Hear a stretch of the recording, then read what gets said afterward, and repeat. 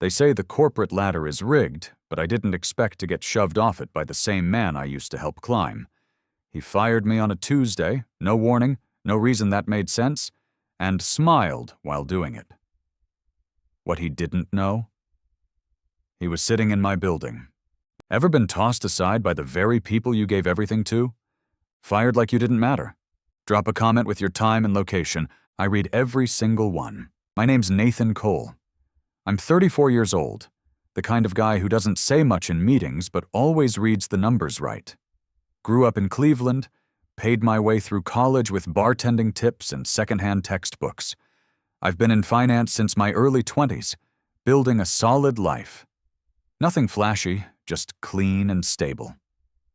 For 11 years, I worked in the same office, through management changes, market dips, and coffee machines that never worked right. I wasn't a star, but I was steady. The one who fixed budgets when they cracked, who trained new hires when they froze, who kept things moving when other people panicked. So when Derek called me into his office that morning, I didn't expect it to be anything serious. Derek, with his tailored suits and fake laugh charm, wasn't the kind of guy who paid attention to people like me unless he needed something. He wasn't old, maybe late 30s, but he carried himself like a man who thought he'd already made it. I figured he wanted a rundown of quarterly reports or some help prepping for the next review. I brought my coffee in and leaned against the door frame. Casual. He didn't even look up at first. "Hey, Nathan, come in. Shut the door." The tone was clipped, professional. I stepped in, still relaxed, still thinking this was a normal Tuesday. Then he said it. "We've decided to eliminate your position. Effective immediately." I blinked, thought I misheard. "Sorry, what?" "It's not personal," he said, already tapping something into his laptop. "We're moving toward a leaner structure, automating some of the roles that don't require strategic oversight." I just stood there, my brain trying to catch up. This job wasn't just a paycheck. It was 11 years of early mornings and late nights, of fixing other people's mistakes without credit, of building financial systems that still kept the lights on. I wasn't some temp. I was the foundation. And he was brushing me off like I was a used stapler. I didn't yell. Didn't break. I just nodded. Slow. And walked out with the same coffee I walked in with. What Derek didn't know, what made it all so quietly poetic, was that 3 months earlier, I'd bought the commercial building through a small LLC I formed for side investments. He never cared who the new landlord was. Never thought to ask. And as I walked out that day, jobless but not powerless, something in me smiled. He may have taken my job. But now, every month, he was going to pay me to sit in the chair where he fired me. The first day without work hit harder than I expected. It wasn't the loss of income. I had savings, investments, and the building to fall back on. It was the loss of rhythm. Waking up without an inbox full of tasks, without the familiar hum of morning traffic as I dressed for the office, made the day feel hollow. For the first time in over a decade, I didn't have somewhere I had to be. No deadlines, no team, no Derek breathing down my neck, pretending to know what my job actually involved. I sat in my small kitchen, coffee in hand, laptop open to the tenant portal of my property management company. The LLC-West Elm Property Holdings- was something I'd set up after years of reading about passive income and financial independence. I started small, a duplex in the suburbs, then a 4-unit strip in an industrial zone. When the chance to buy the office building came up, it felt like a leap, but a calculated one. The price was fair, the leases stable, the location prime. I didn't even flinch. I made the offer, signed the papers, and handed off day-to-day operations to a management firm I trusted. And now Derek was one of my tenants. He didn't know it, of course. The LLC's name wasn't tied to mine publicly, and the firm handled all the communication. But the irony didn't escape me. Every morning, he walked into a space that I technically owned. Every email he sent, every meeting he took, every smug glance across the office floor, he did it all under a roof I paid for. And now I had time to think about that.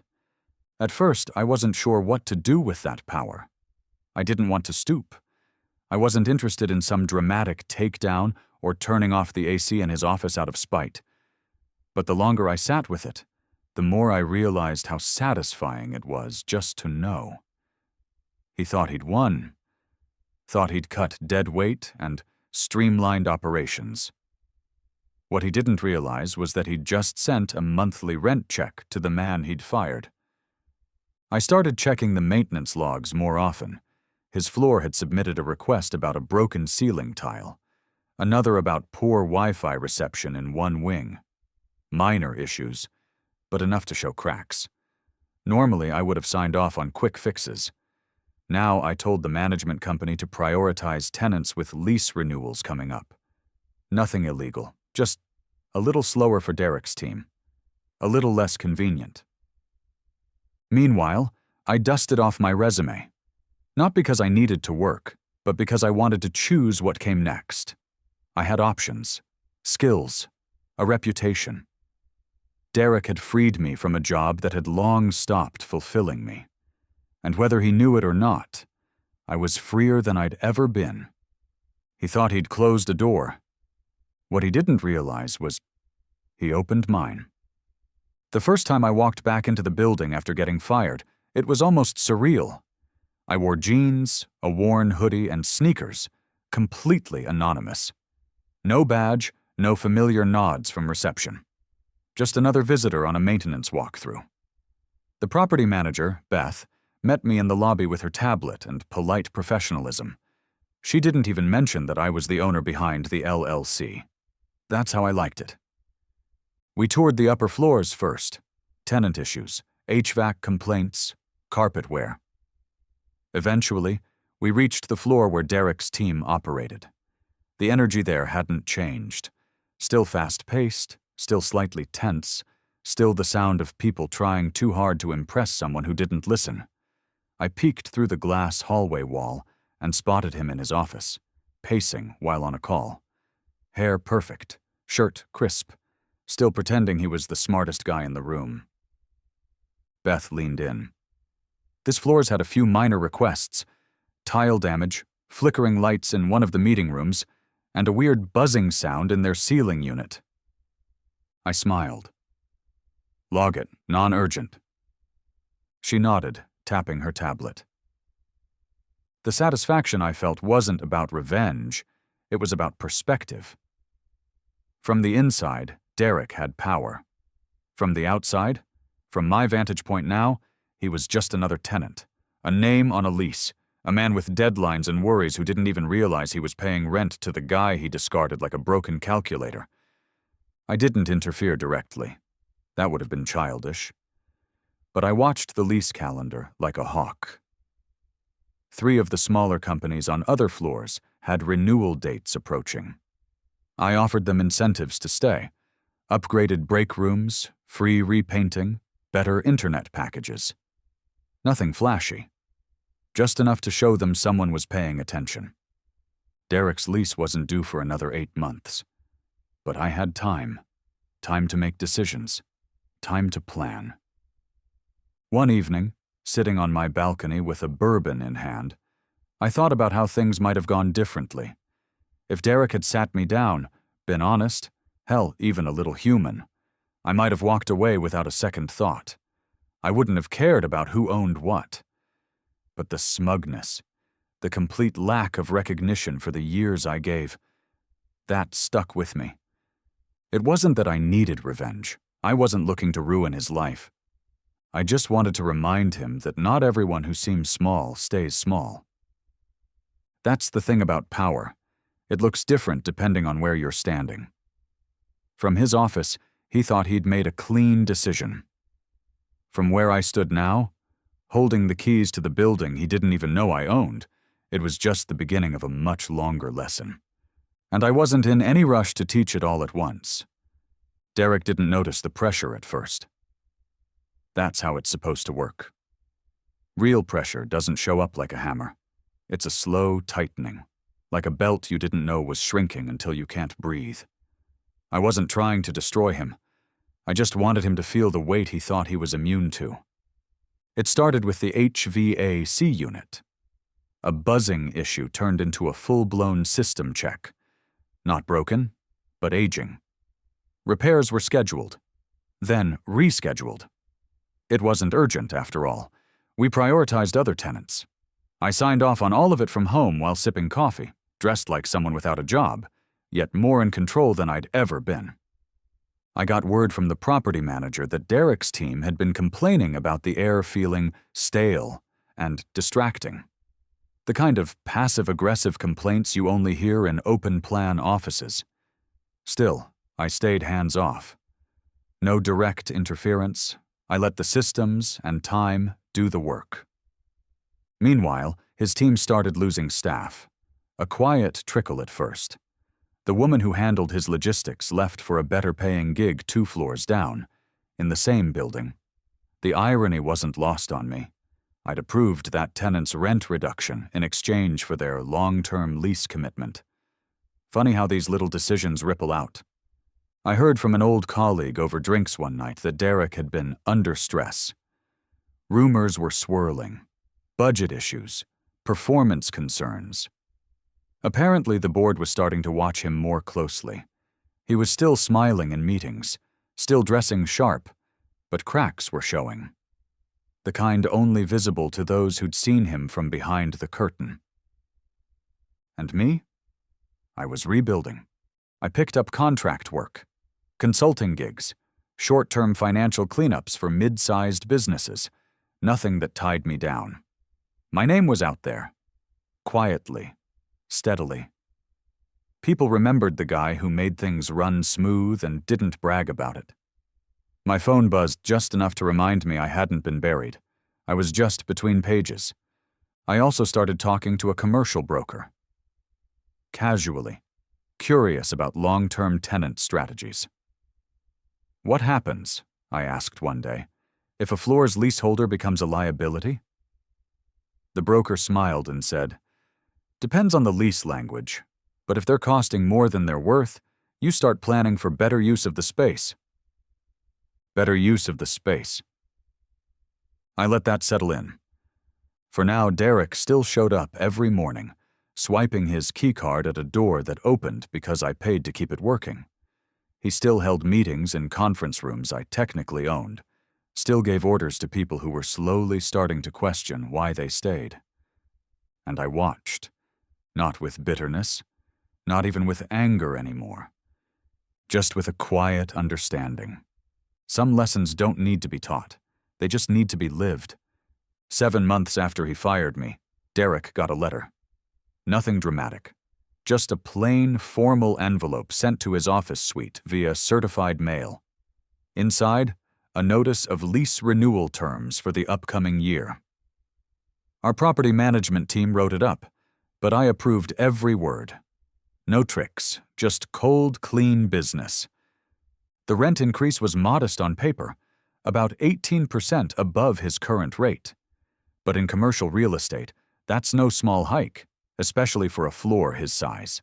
Just enough to squeeze the budget, force a boardroom conversation, maybe an emergency finance meeting. The kind of increase that makes an overconfident exec blink and ask, "Wait, why now?" I knew he'd sign it. Moving an entire floor's worth of operations is a nightmare, logistically and financially. And Derek, proud as ever, wouldn't risk explaining to the higher-ups that the new landlord, whose name he'd never bothered to learn, had him by the collar.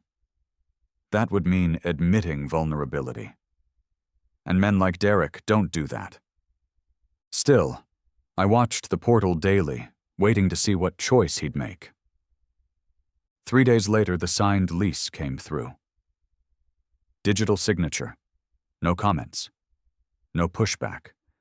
Just his name at the bottom, like always. I leaned back in my chair and stared at it for a long moment. This man, who'd told me I was no longer necessary, had just locked himself into another 2 years of dependency. On me. Every desk, every chair, every whiteboard his team used was now part of a lease I controlled. The irony was so thick you could cut it with a dull knife. And I didn't need to say a word. Power had shifted, fully and finally.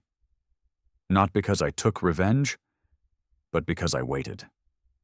Because I built something in silence while he played empire in a borrowed space. That week, I walked through the building again. Not as a contractor, not as an employee, just as a quiet observer. Derek passed me in the hallway on his phone, eyes locked on the floor, voice sharp with impatience. I doubt he recognized me, even then. Maybe he sensed something familiar and couldn't place it. Or maybe in his mind I no longer existed. Just a bump in the road he flattened on his way up. But I existed. In the walls, in the leases, in the infrastructure that supported his daily illusions of control. As I stepped back into the elevator, I looked at the security camera in the corner and smiled. Not for show, not with malice, just with peace. Derek had won his little battle. But the building? The building was mine. I never told Derek. Never dropped a hint, never sent a veiled message, never showed up in a way that would let him connect the dots. That would have made it about ego, and mine had healed. What mattered more was what I'd built. Quiet leverage, quiet power, quiet control. That kind of control doesn't need noise. It just needs presence. After the lease renewal, I checked in with the property manager less frequently. Everything was running smooth. Derek's company was still occupying the same floor, still submitting maintenance requests, still using the conference room whose carpet I'd replaced with higher-end tile. Not for them, but for the next tenant I knew would eventually take that space. I was always thinking ahead now. Long game. Strategic. One morning I got a call from a broker asking if I'd ever consider selling the building. I didn't say no. I didn't say yes either. But it got me thinking. There was a number, of course. There's always a number. But I wasn't ready yet. Not until I saw what came next. A few weeks later I got wind, through the same quiet office grapevine I used to be part of, that Derek's company had hit a rough patch. New competitors were undercutting their margins. A failed product launch. A key client bailed. Derek had pushed hard to scale without tightening operations. Now the board wanted answers. They were watching expenses closely. And here he was, paying elevated rent to keep his business in a building he didn't own.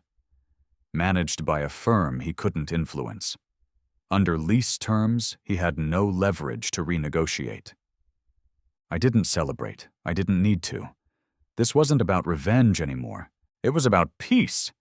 About standing back and watching a man who once dismissed me, now operating on borrowed time, in a space he thought he controlled, but never truly did. I passed him again one day, in the lobby.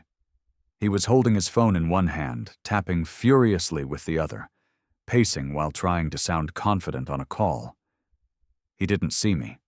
Or if he did, he didn't recognize me. That version of me, the tired worker, the desk guy he thought he could throw away, was long gone. I wasn't that man anymore. I was an owner. I was in control. And that's when it hit me. Derek never fired me. He freed me. He gave me back my time, my purpose, my fire. He gave me a second chance to build something on my terms. And he never even knew it.